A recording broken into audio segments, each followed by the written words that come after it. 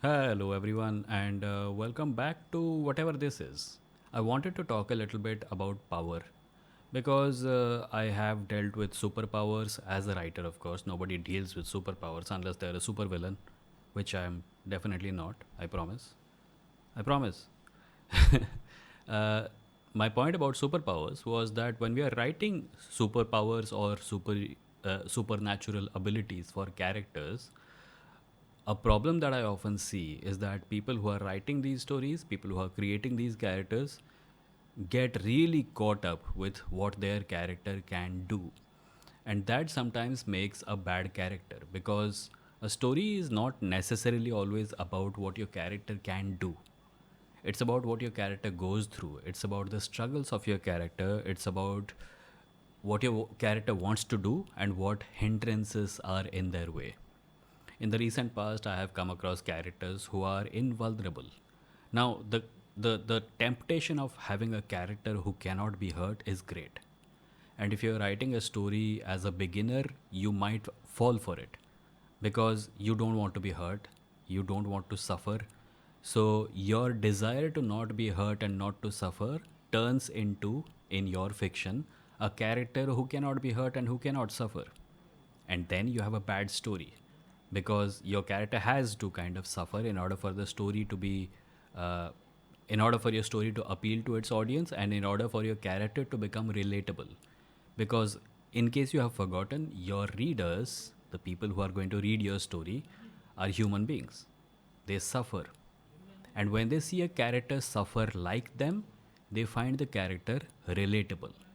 To make your character so powerful that they cannot suffer or experience pain or are invulnerable or can just fly away from their troubles or are immune to any kind of weapon that their enemy might use against them, to create such a character is to essentially guarantee that your story will not find a readership which relates with it.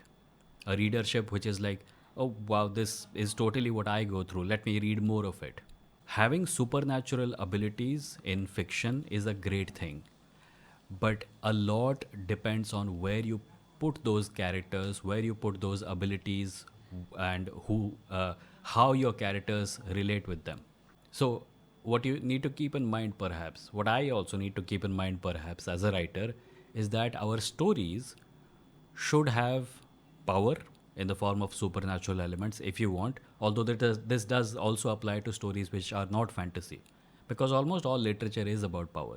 And the thing we need to keep in mind is that better stories, I wouldn't try to turn this into some kind of ultimate maxim that everyone must follow, but I think the better story, the kind of story that we all should aspire to write to, has power that is not available to your main character, or has power that is detrimental to your main character and your main character is resisting it, or your main character has power but it is not sufficient to deal with the problems that they face, or your main character has power but they lose it, and then their quest, the story, is about them regaining it.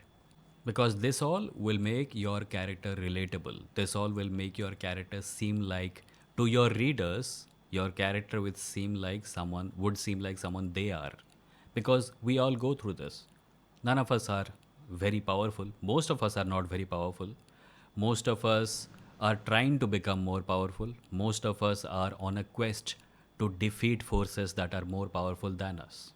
It's real life, it's what we all go through every single day.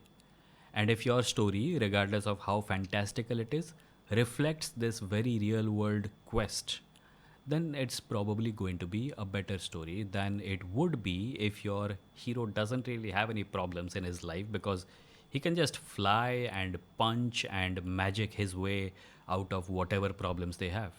If someone is really young, it makes sense to have such characters because the young are the weakest. And even though their perception of reality is very not very nuanced, they do understand what weakness means.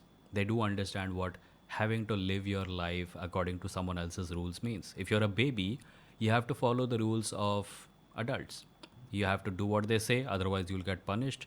You have to eat what they feed you. You have to go where they take you. You can't even walk on your own because A, you can't walk, and B, even if you can walk, the adult is probably looking out for your safety, and therefore you will only walk in the directions that they are allowing you to walk in. So when young children encounter stories where there are heroes who can do anything they want, it has a certain kind of appeal for them. But for anyone older than that, your stories have to reflect reality, and that reality is that we are not powerful. So, this is a very small fantasy lesson that maybe you can use when you're writing fantasy. Your main character or any character should have a relationship with the power that exists in the story. I'm not saying your story cannot have supernatural elements.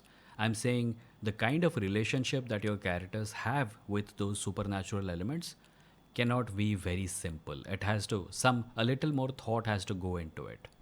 And I say this about fantasy books, fantasy novels, but also about comic books because I am kind of from that background, and I see a lot of characters who a lot of writers, young creators who fall into the trap of creating characters which are so powerful that they are difficult to relate with, they're difficult to appreciate. Heck, I'm a writer and I have a difficult time writing them because I can't relate with them. So, yeah, that was this video's main theme, and I hope you liked it. And if you liked it, subscribe. This channel is about this sort of thing.